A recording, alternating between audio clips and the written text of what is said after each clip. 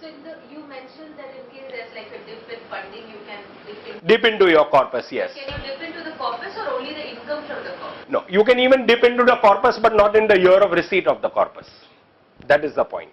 Otherwise it's meaningless that it has gone into the corpus. So there is nothing very sacred about a corpus in that sense. So if your financials clearly show that you are in the red, let us assume that you have a big corpus sitting over there, but your income has completely dried up. I mean, your interest, dividend, there's nothing in the bank, but you have to pay salaries to people. What do you do? What is your choice? I can take a loan.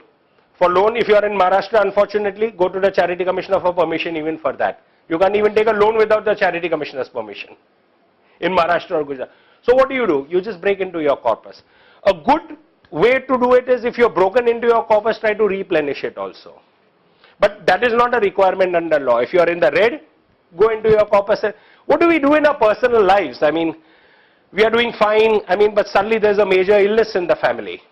Okay, now what do? I can either take a loan from a friend, a bank, or I can break some of my FDs or my liquidate my shares.